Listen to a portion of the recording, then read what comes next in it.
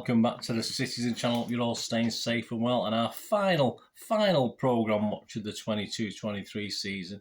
And what an end. Yes, what an end. If you'd asked me this before the season started, never mind what sort of season we're going to have, but my last programme watch will be for this one. Of course, Champions League final. We won't go into the ineptness or whatever of UEFA, but of course, it's a great way to finish with this programme, and it's even nicer to do when you've won the game as well, because it's not great when you haven't, is it? So we'll have a look through that today, guys, so please join me for this City versus International Champions League final programme. Yes, please, if you're new to the channel, push that subscribe button, push the bell notification. It's great to have you on board. Lots of stuff, of course, still to go, covering the 22-23 season, stats, facts, opinions, reviews, lots of different things. So stay tuned, spread the word, and you can give us a like for this, guys. A programme watchers perhaps don't get as many likes as others, so if you can press that little thumbs up button now, I'll be much appreciated. I'm trying to get about 20 to 30 likes. If you can help me out, I'll be very, very grateful. So yes, 120 pages. Yes, quite impressive. Nice, simple layout. Nothing too complicated. All in English. There's a bit of Turkish in it at the start, but mainly just all English. There will be an Italian version, of course, as well. So be careful when you're buying this, or if you go out to buy it, because it's well worth it. That you buy the English version as well. So that's a worthy thing to look out for. Of course, it would cost £10 or €10. Well, I thought £1 was worth more than €1, but hey, we're being fleeced again. And good value for 120 pages, of which only about 14 about are ads and promo stuff for UEFA.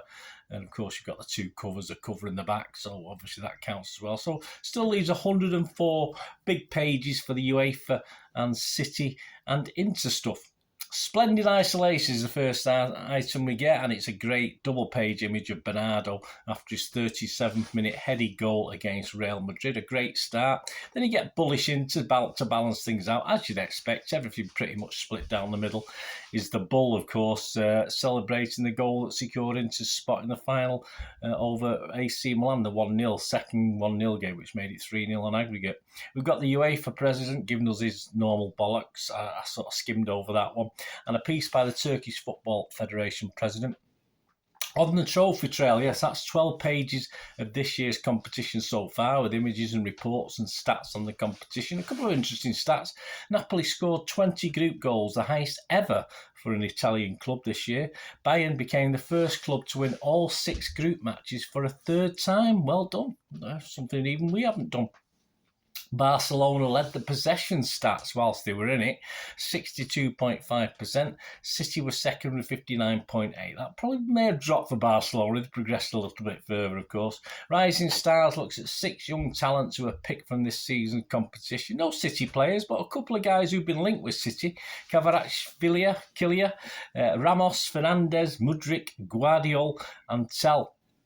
Sense of occasion is Champions League ambassador and finalist in the past. Hamit Altintop shares his thoughts and memories. On a roll, looks at the ball being used in the final with its seamless, can't say that about UEFA, seamless thermally bonded surface. There you go. I thought it was just a football. Off the scale, looks at some of the competition record-breaking scorers. Of course, Haaland leads the goals per game ratio, and they projected his number, and they are off the scale. Simple as that. But hey, he's got to do. We'll have to see, won't we?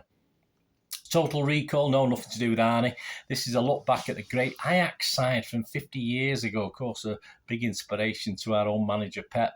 And 17 pages, yes, 17 pages on City, which include stuff on our run to the final, a Q&A with Pep. I'll have a little bit more of that at the end. Profiles of the players, a Q&A with Erling, and a small homage with a page to the 1970 Cup Winners' Cup and League Cup winners. Of course, that great image where we've got both trophies sat in front of us.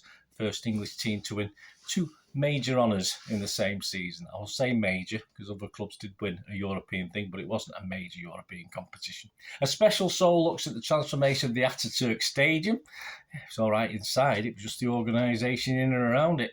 Away days, 24 hours in Istanbul is a look at the city and its football fans. You get 17 pages, the same on Inter, similar stuff to City, a Q&A with Argentinian Lautaro Martinez, nicknamed the Bull, and a Q&A with their manager Simone Inzaghi. Same again, please, is 6 pages on, the so-called miracle of Istanbul back in 2005.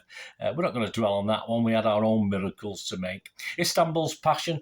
Istanbul, look at its 3 or is it 4 football clubs? Yeah, have a look at that if you get it. Istanbul's passion, yes. Istanbul's 3 or 4 major football clubs. Roll of Honour, all the winners from 1956 in Subbuteo player mode. Yes, I'll have to buy next season now, whether we get there or not, just to see us. We probably won't do it next season.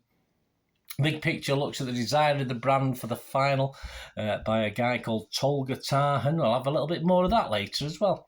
Game Changers, 7 individuals who changed their team's fate in the European Cup. Of course, Gerrard was mentioned in that miracle at Istanbul later. But these are 7 others, from Benfica coach Bela Gutmann in 1962 to a guy called Sergio Ramos for Real Madrid in 2014. Final facts is key facts and figures from 67 years of finals. A couple of facts for you. 127,621 is the record crowd for a final, yes, at Hampden Park in 1960. Clarence Seedorf is the only player to win the competition with 3 different clubs, Ajax, Real Madrid and AC Milan. Talking tactics, I'll look at some of this season's team's tactics, the various teams in the competition, far and wide. A look at how money is invested down to the grassroots and making their mark. His little stats, most appearances Ronaldo, who also has the most goals scored. 183 appearances, Casillas is 177, he's in second. And for most goals scores, again Ronaldo, 140, with of course Messi, as you'd expect, in second spot with 129. So there you go, enjoyable read for all fans, not just City and Inter fans. And of course, a lot of history stuff, which I love, and just stuff on Europe, which I'm more interested in now that we've won it. As I say, I probably wasn't overly interested, apart from our own European history, of course, but a great read for the value as well. Right, on to, let's have a look at these couple of excerpts I'm going to read out to you. First of all, the Q&A with Pep. Yeah, just 3 questions he was asked. I'll just read these out for you. Can you tell us what motivates you more, the fear of losing or hunger to reach perfection? Pep said, failure doesn't exist in sports. Admitting that you failed is like saying that your opponent is worthless. If you say you failed, could it be that your opponent played well and did well? It's about trying. Life in sports is about trying. It's about trying again and getting back up again. When you win, you have to celebrate adequately and privately. When you lose, you can cry a bit and come back the next day. That is sport. You do not fail when you try. You did not fail. Many of your players who was asked played in the final defeat against Chelsea 2 years ago in Porto. Will that serve as added motivation to win this time around? He said, yes, we know we have to win. We want to win at any cost. However, it's a sport, so we know we can lose. The Golden State Warriors don't win every year. The LA Lakers don't win every year. We know that we lost in 2021, and hopefully that will serve to drive us not to experience that pain again. No doubts about it.